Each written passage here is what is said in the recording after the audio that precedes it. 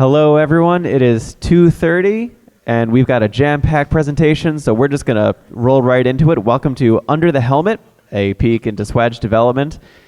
We've been doing the Swadge panel for a couple of years now. The format's going to be relatively the same. We're going to have 7 smaller talks and then a Q&A portion at the end. Hold on to your seats. Do you want to do introductions now or for each person's? Okay, we'll do those on the fly. So we are going to kick off today with this list of topics, but we don't have time for that. So we're going to actually kick off with this to-do title card, which is a comment, so really you shouldn't read anything. Jarrett, microphone's yours. All right. My name is Jarrett. This is my first year working on the Swadge, and this card has nothing else on it, so go to the next one. So the modes that I made for the Swadge this year are Cosplay Crunch and Swadge Tomatone. Cosplay Crunch is like a WarioWare kind of quick fire game, but it's cosplay crafting themed. And then Swadge Tomatone is a really good way to annoy your roommates. All right, next slide. So the challenges I had working on this, first of all, the timeline. The theme for MAGFest gets announced in mid-May, and then I knew that I would have to take a 3-month break from development for other things that I had planned for the year. So that left me with essentially 4 months to work on it, and that's not very long to develop a game. So the other challenge that I had was my existing skill set. I want to do all the artwork for the game myself, and I'm a professional software developer, so I can do that. But I'm not a game developer. This is the first game that I've developed, and I didn't really know C programming. I hadn't had very much contact with C. So my pixel art skills, they're fair to middling, but I'm really bad at frame animations. So that was my existing skill set. So how did I overcome all these challenges? Next slide. Yep. Yeah. Just yell out slide when you want to slide. All right. I might have cheated just a little bit. So if you can tell by the theme of my game, I know what it's like to finish a project at 3 a.m. the morning that it's due. Which, if it's a project for yourself, is fine. But if you're doing it for someone else, and someone else is depending on it, that's not really cool. So timeline-wise, one of the reasons I picked this game was I could start working on it sooner. I wouldn't have to wait for the MAG theme to be announced, because it's kind of just general MAGFest theme instead of the year theme. So, So I had a good game framework done by early May, and then I had the first 3 micro games done by the time I had to go on break, which set me up really well to be done with it in the autumn. So the other cool thing that this game decision gave me was it had a highly variable scope. My original goal was to have 12 micro games done. I got 8 finished, and that feels like a good median number. Around 5 or 6 was when it started to feel like an actual good, like this is actually fun. Nope. Oh, sorry. Not yet. Sorry. So that also gave me the option to, I can do an optional feature or I can write another micro game. So it gave me a lot of flexibility there. So I also was able to implement a nice title screen. There's this cutting map persistent system that I'm really proud of. So as you play the micro games, little bits of paint and thread and whatever else stay on the mat. So it kind of builds up a little, like a little story of your gameplay session, which I thought was a really nice touch. And I also added some Swadge Pass high score sharing and used the optional features of the Swadge for this year. And I also had time to write Swadge Tomatone, which I really like. Now, next slide. Okay, so it might be kind of hard to see, but all the animations on this screen are done entirely procedurally. The only one that has any frames is the very last one for the little confetti scatter, but everything else is all translation and rotation. So that let me do a minimal amount of artwork. I could just draw a bunch of static sprites and just move them around with code. That let me iterate a lot faster than I would have if I had to do frame animations. And the other thing that I did was that cutting map background, all but 2 of the micro games use that same background. So that let me only do a handful of sprites for every micro game, so I only have 1 sprite. And so that let me pretty much just be able to crank them out. So next slide. So what's the practical application if you are interested in development? There's a lot of strategic ways you can fill in skill gaps. You don't necessarily need to be able to do everything well. And the Swadge is a very limited platform, and I really believe that limitations breed creativity in that way. Also, don't be afraid to ask for help. I didn't do everything on my own. I leaned on Adam a lot for C expertise and code reviews.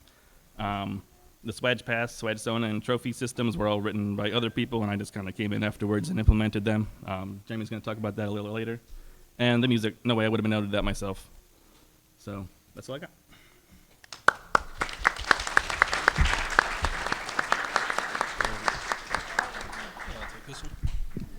All right, thank you. And next up, a section about stuff, nice and vague, by Andy. Basically what he said. I'm Andy. I have a programming background. I've been doing it since high school. I knew of the Swadge. I'd never done any coding for it. Git was always a whole thing. And there was just enough friction that I said, it's probably not for me. I'm glad other people are enjoying it, but I'm going to stay out of it. Slide. So all of a sudden a message comes across the Slack that says, hey, super easy project. We just need a decoder ring for an undisclosed reason. Who wants to work on it? Easy weekend project. Well, if you butter me up like that, what am I going to say? So, of course, we started working on it, and 2 months later, in 2 months of C development, I learned that what you have there is an array of pointers to character arrays, which if you don't know what that is, don't worry. It won't work, but you don't have to worry about it. What you do have to worry about, is the proto-men not getting their decoder ring. But that's not going to happen because I did a great job with it. And you should all go buy a Swadge and watch the proto-men and do the decoder ring. The ARG is out there. There's more to know than we can unravel in our mortal coils. Slide. So in the last 2 weeks before the freeze for code, my fiance says, what I would actually like is another game that involves the main characters for the theme of the event. And I said, well, no problem. I got 2 weeks. That's enough time for a game. So this is inspired by the Nintendo DS.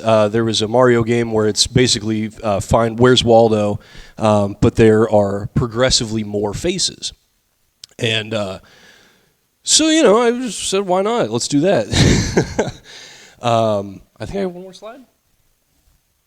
Yeah. So goals from here. I got bit. I'm like in hardcore. I want to write more of these games. I want to write more of these modes. You're going to see a lot of stuff on the Swadge next year, hopefully written by me. If you have any suggestions, we got DLC, microtransactions, ideally macrotransactions, investors. Could be you. Exactly. Thank you. So that's the goal moving forward. I just wanted to say how jazzed I am to be up here. Thank you, everybody, for making this a reality. Thank you for Trophy System. Thank you for all of the firmware. All of it it's an incredible experience. I'm really glad that everyone gets to enjoy them, but I'm in. I cannot tell you how happy I am to be here. So thank you, everybody. Thank you, Mag. That's my time. So let that be a lesson to anyone who's interested in doing Swadge development. Just remember, you're not doing it alone. We are a team. There is help. It's easier than you think it is, and then you'll be that guy. All right, next up, we have some words about Megapulse EX by JVEG. All right, so yes, I'm JVEG. I am the main programmer for Megapulse EX. I previously made Super Swadge Land, Galactic Breakdown, and Pango. Basically, ever since making Super Swadge Land, I knew that engine was capable of more than just that kind of game. So since then, I've been basically hacking it every year to create different games, also based on other games I like. So a Mega Man style game has been on my list of games to make using that engine. And I even recommended the theme for a previous year when I was told, we'll get back to you on that. So, of course, when this theme came up, well, it was finally time. And basically, my goals were not just to create an homage to one of my favorite game series, but to take that Swadge Land engine once again and hack it into an even more capable engine, which is exactly what I set out to do. Now, of course, a game like this is got a bigger scope than the previous games I did, because there's not just a player character to animate and move and worry about. There's also at least 8 boss characters that need full animation, and collision boxes that are bigger than one tile, and they have to have at least 8 levels to live in. So it's quite it required quite an expansion to the engine that I created. But I also didn't realize 2025 would be kind of a mess for everybody, including myself. And also, I was also expecting my second daughter to be born in the middle of the year, which is one of the greatest things that happened that year. But as such, development did fall behind. And speaking of team, like I needed help from the team. So I had Joe Newman, who is normally just the composer. He was actually making levels for me as well, using my new enhanced level editing tools. And I also had we had Katie doing artwork and designs. We had a couple of different artists that I unfortunately I'm not sure if I can name them all. I think one was named Blue, and the other one's Emma. Yeah, they did amazing artwork. And let's see. As development was supposed to come to an end, I was still pretty behind. Still needed to make these bosses and stuff. Joe and Kay wrote this amazing script with cutscenes and things like that I wanted to realize, but also was still working on the engine. But James Albrecht came in and got all those other features to the finish line, and we have this fully featured game with story and cutscenes. I think we have 11 levels. We have 10 bosses and 25 songs. It's really amazing, and I can't thank them enough for helping me make this a reality.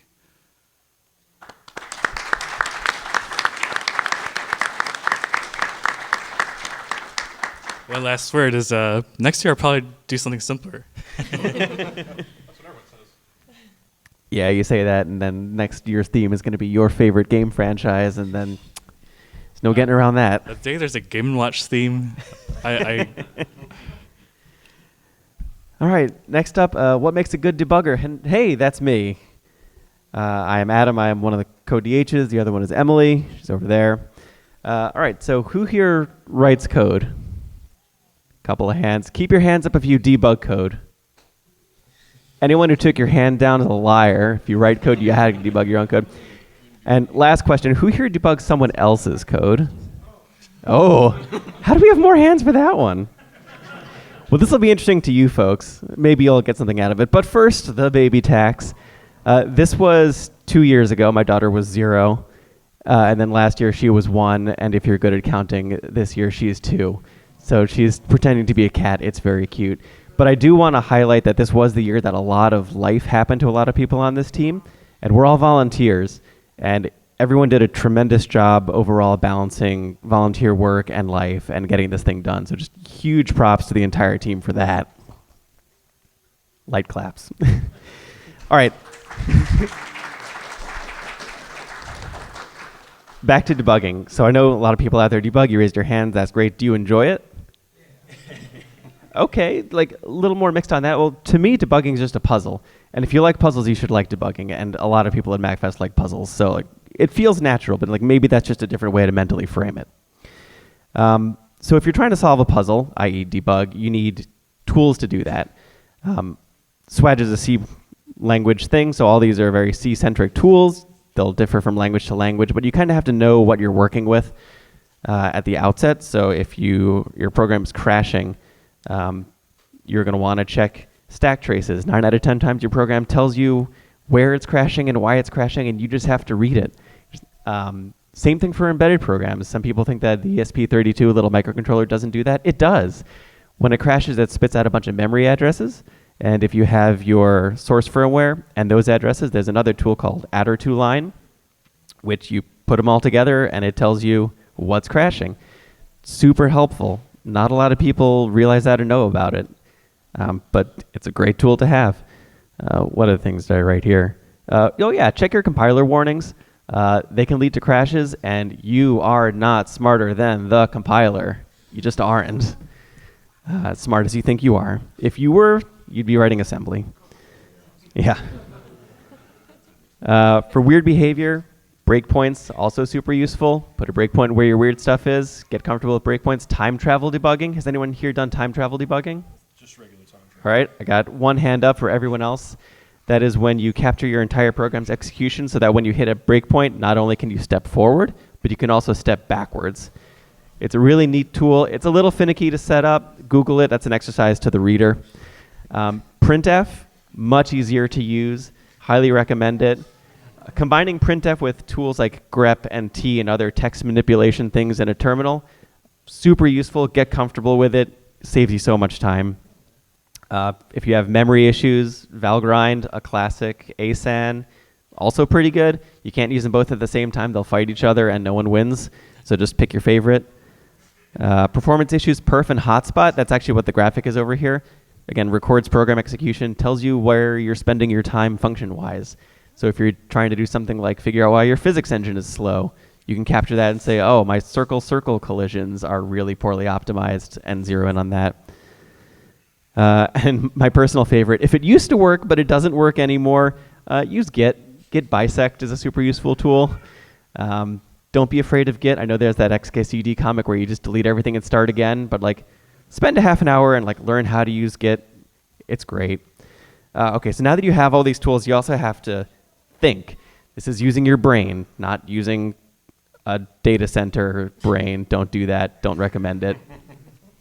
And for me, a lot of debugging ends up being kind of reading and writing. Right? You have to learn to read the code.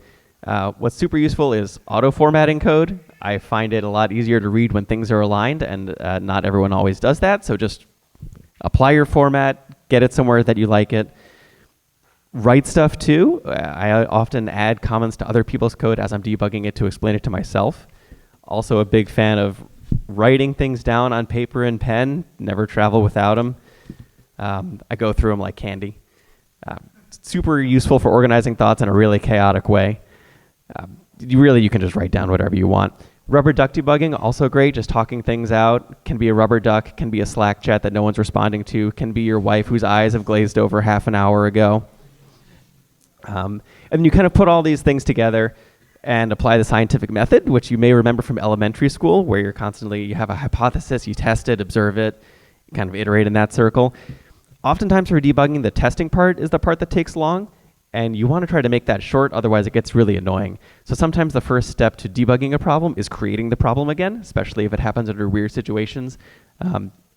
Modify your source code to make it crash in a way that you know how, and then make it not crash. But if you can make that test step fast, it'll be way less painful for you. So thinking, use your brain. And then kind of the last piece is just to have in the back of your mind a couple of common mistakes.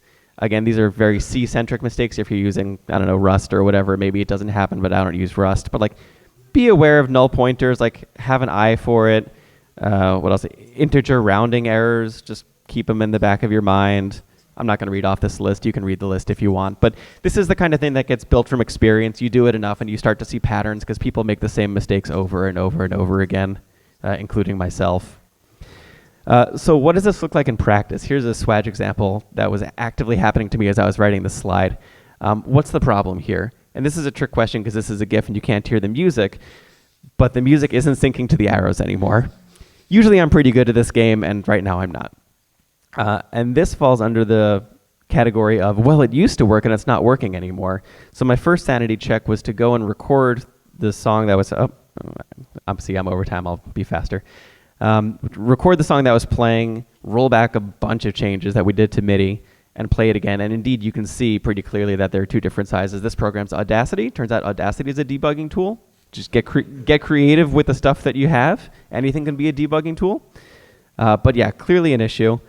So then I used printf, which I mentioned, to print out a whole bunch of MIDI information, specifically ticks, which is like quarter note type measurements, and time, which is time. Two separate things. Did it on the old version, did it on the new version, used a program called Meld to compare the two, and saw this. Can anyone who can read this have an idea of what's possibly going wrong here? Give it 5 seconds. Well, all the new stuff has like really cleanly aligned numbers, so hey, maybe that's an integer rounding problem. And indeed, it was an integer rounding problem because we used to track time and then derive ticks from it, which was very accurate. This year, one of the refactors was to figure out how many microseconds per MIDI tick there were and just increment that. But it turns out that if you don't have a whole number, like 14.7 microseconds per tick, and you round that down to 14 microseconds per tick, you're losing a little bit of time each time, and then it'll tick a little bit faster. And we don't want that. We want our songs to be right on time. The funny thing is we ended up cutting this mode for other reasons. We can talk about it in Q&A if you want, but it did end up fixing MIDI time for every other song on the Swadge, so I'm going to count that as a win. Thank you.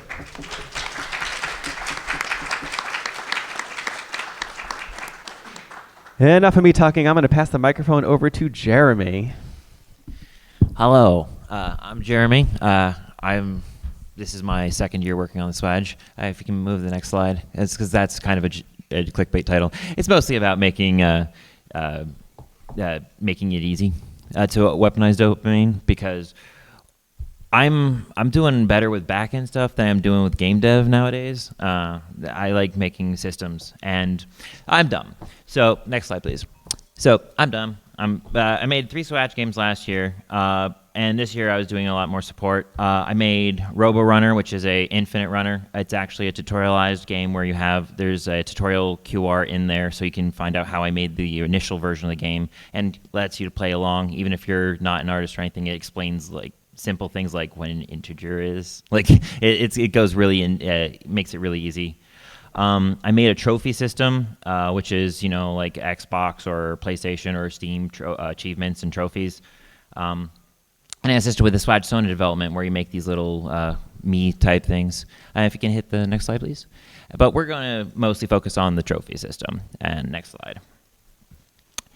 So developing games is an art, but backends are science. So one of the main things about it is, if you're designing like something that's a fun feature for players, you're thinking about like, when the player interacts with this and they see it on the screen, they hear it and they press the buttons, does that feel good? Does that trigger the dopamine receptors? Or is this like actually physically painful? Like some of those games where you have to run by mashing buttons until your wrist fell off. Like that's probably slightly less optimal unless your intent is to cause physical pain. But when you're doing back end, you have to think about, you're working with other devs who may not know you. In our case, we know most of the people in our group, but there are chances you don't know who's going to be using this in the future. If I drop out, someone else might still want to use the trophy system in the future, so I got to pay attention. Next slide, please. So some considerations, how light or heavy is the feature? Like if I decide to implement something like 3D, if we want to add 3D to a game, how heavy is that going to be? Well, the CSP32 doesn't have a GPU on it, so it's going to be pretty intensive. Maybe if it's something simple like display an extra piece of text when your battery's low, that should be relatively light. How CPU intensive is the feature, where it's actually just the processing power? Again, that's kind of the same thing. And then how hard it is to use the feature. Again, if a dev doesn't want to spend the time to work on it, they're not going to. And will using the feature hurt the user experience? And we'll go over an example of that I ran into with the trophies later. Next slide, please. So the first one, size. There's only so much ROM and flash in the ESP32. So the thing is, trophies have a lot of data associated with them. You can have images, titles, descriptions, how long you want the thing to pop up and block the screen. But you need a lot of data. You need to have this information on the Swadge, and we only have 4 megabytes to work with, and that's for ROM and flash. So anything you saved live or anything that's currently active. So we have to. This is my compromise. I exploded this. It's pretty dense because unless you're cutting it down, the descriptions can be decently long. But I've left it. This was the one thing that was like, okay, we'll just until we actually run out of space, we'll keep this. We'll have this as lower priority. The next slide, please.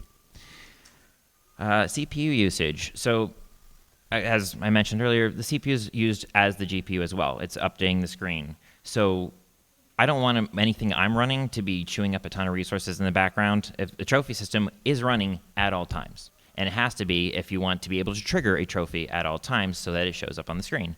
You'll notice that you can get trophies in the main menu and in every single game, or not every, but most games.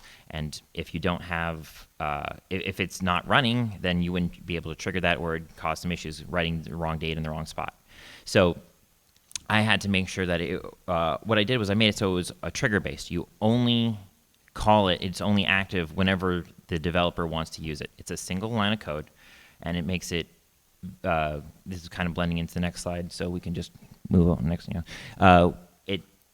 For a dev, it makes it really easy. You only have a single line of code that you have to call each time you want to trigger it. You don't have to worry about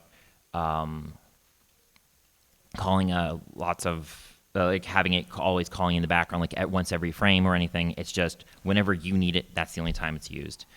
Then you have, then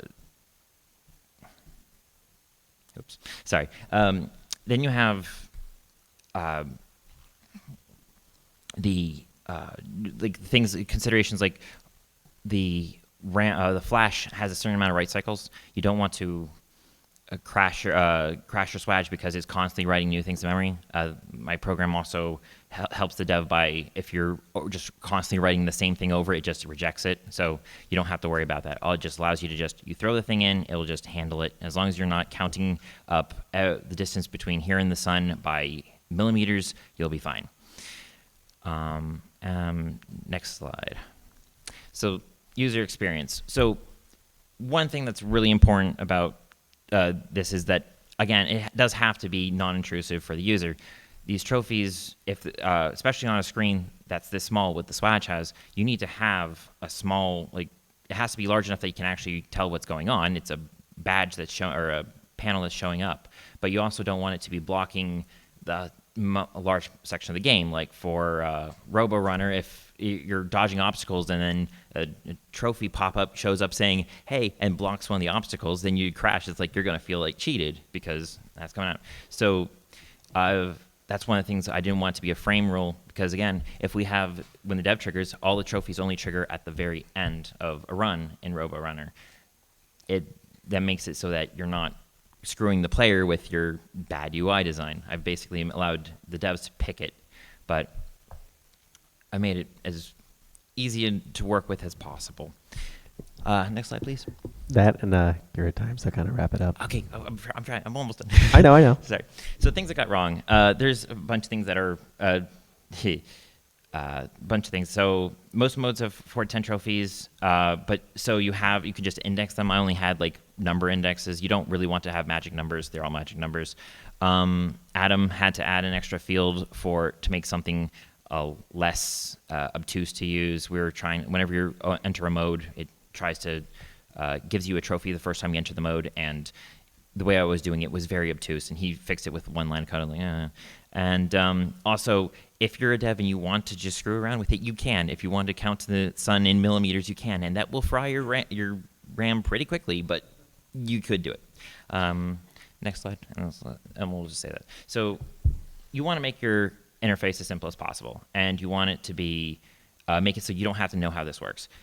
I haven't explained how this thing works to you, but if I showed you use these 2 pieces of code and here just one in, and also I have plenty of documentation. Those are the things that you need to make it easy for other people. And we'll start with that.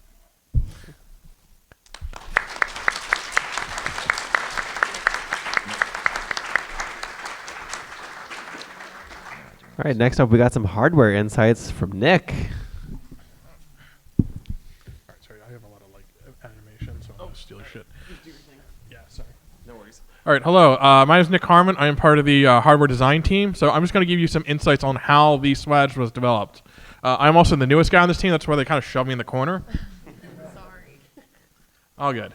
So the Swadge team meets with the theme team to work on the Swadges in the spring. So the staff finds out in the spring what the theme is for the next year. So once we found out, we got together as a group and we tried to prototype some different designs here. So here's some of the early rejected designs we had for the Swadge. So we had an idea of like the battle network, the energy tank, one of the enemies, like the blaster. These are all what we rejected, but pretty quickly on, the winner was definitely the helmet design. So you can see here's the iterations of the helmet from the initial markup to some of the initial like just kind of designing the stuff, initial layout and stuff like that. Our first prototype, and then what you guys are actually using right now. I do want to give a special thanks to Katie and the theme team for helping us out with this, coming up with this stuff. The Swadge is a very universal. Everyone has a different piece, no matter what your background is. So it's a very collaborative team. So without them and all the other people up here, this wouldn't be possible. So now I want to talk a little bit about the hardware. So basically, if you didn't know, it's powered by an ESP32 with a custom display, an SAO connector, a Swadge add-on connector. It's a little tiny rectangular connector. We have an electromagnetic speaker to make all the nice noises. And if you want more of the details on the Swadge, there's actually a website for it and has all the Swadges even from past years. So if you kind of want to know more about it. Just some quick fun facts, though. There are 846 vias, 519 SMD pads, 35 through-hole component holes for 173 unique components on the Swadge. So every year we try to incorporate your feedback. After MAGFest goes out, there's a survey that we haven't sent out, and we ask you to rate your Swadges, ask what you did not like about it. We ask about the modes and stuff like that. So hint, hint, wink, wink, whatever, stomp, stomp. Feel free to do that for us. So one of the biggest things that was said was they wanted like a built-in battery. They wanted the Swadge to be lighter. We did look into it. Unfortunately, thanks to tariffs, that did not become an option this year. But there are some things we did add on. So the first thing you guys will know are the eyes. So here's one of the prototype eyes. It's a 6x6 LED matrix for doing different animations. This was opened up to developers too if they want to use it in their game, either to make different eye animations or to use them as an indicator or for scoring or whatever. And powering that eye is a CH32V003 RISC microcontroller. A little tiny microcontroller similar to an Arduino or something like that. But it allows us to have two processors on the Swadge. So you have the ESP32 and you have this CH32 processor, which just adds a whole bunch of new features. So that's what we'll be adding on. If you guys have any ideas in the future, because we're always looking for things, feel free to put them in the survey. Thank you.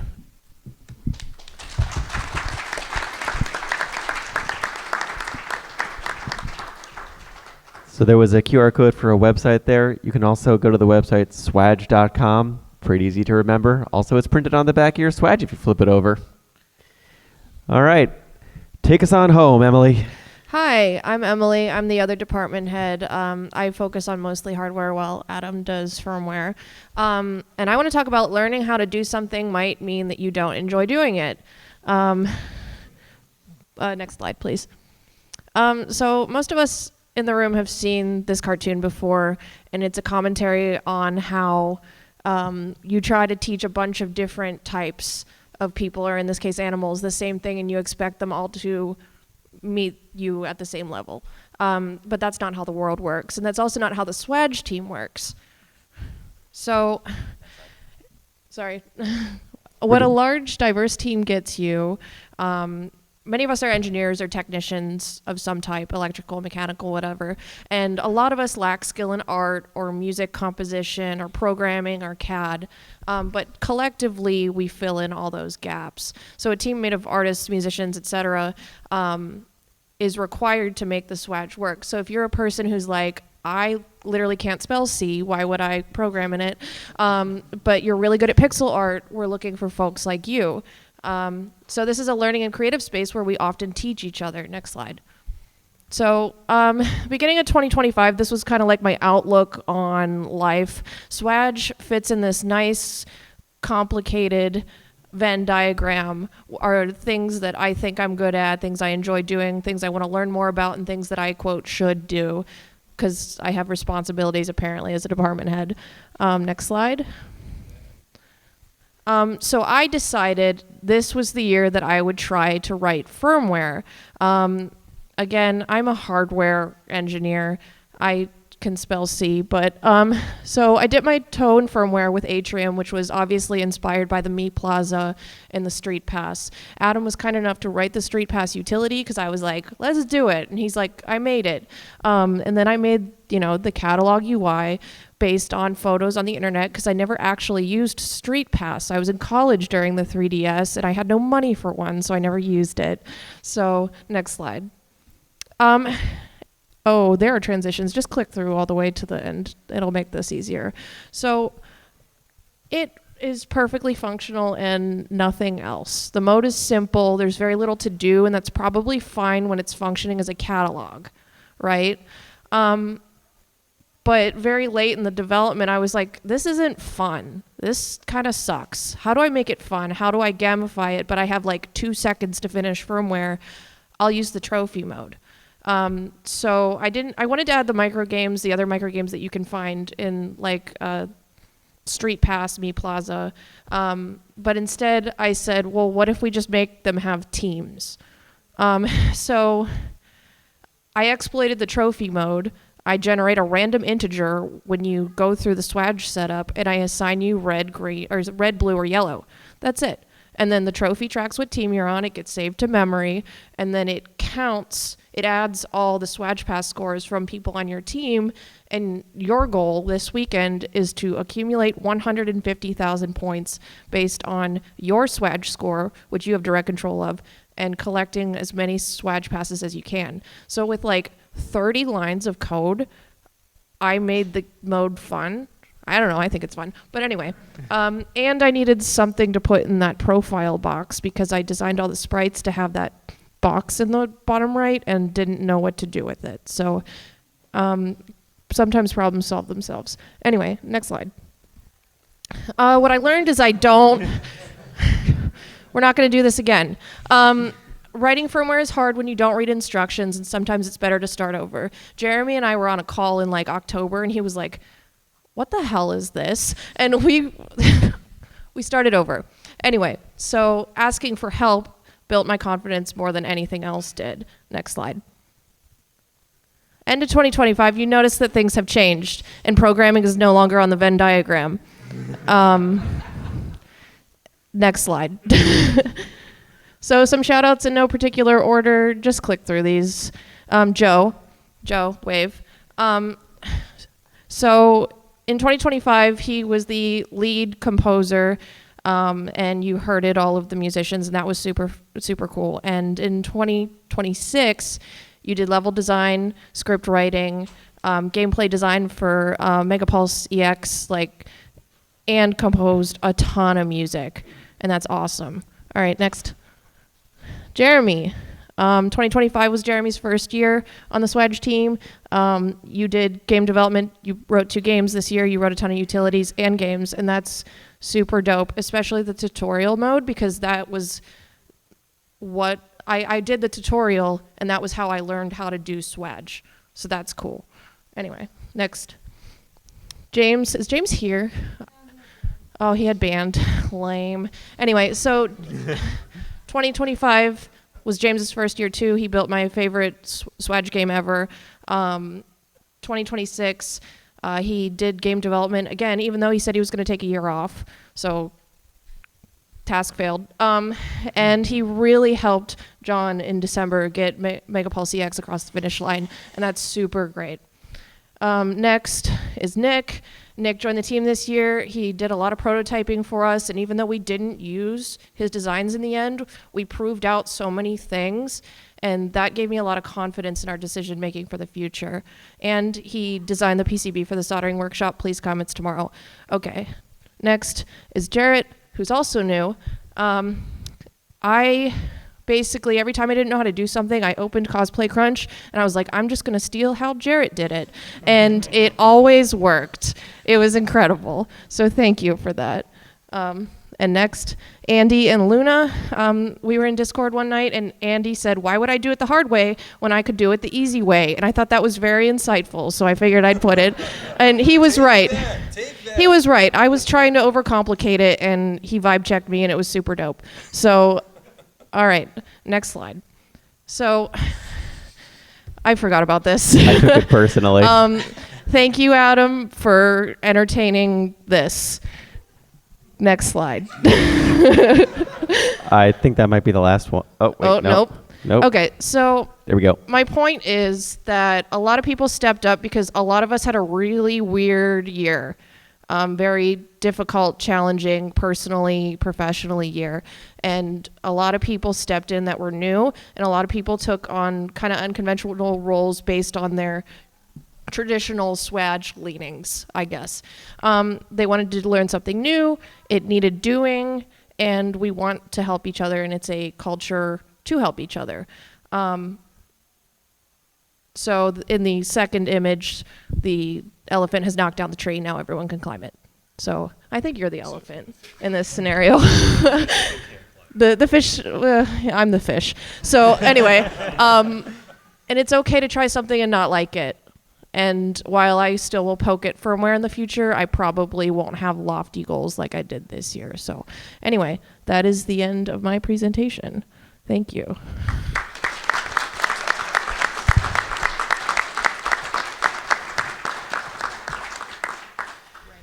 And that is the end of our warrior wear style micro talks, bringing us to the wonderful Q&A section, which we're actually a little ahead of schedule for. We've got 20 whole minutes. Hopefully that'll be enough for everyone, but if not, we'll stick around. There's actually another music Swadge panel afterwards, which if you want to stick around for that. Oh, yes, you at the end. Emily, say something. Okay, I do want to give a PSA on how the Swadge Pass works, because I can't write instructions. To transmit and receive Swadge passes when you're walking around the event, your Swadge has to be on, and it has to be in the idle mode where you see lights and no screen. This person's holding up their Swadge, and it is in the correct mode. Don't put it in atrium mode. I understand why you put it in atrium mode, but I keep correcting attendees. I see them, and I run at them, and they're like, why is this woman doing this? Anyway, so I hope you enjoy the Swadge Pass. Okay, thanks, bye.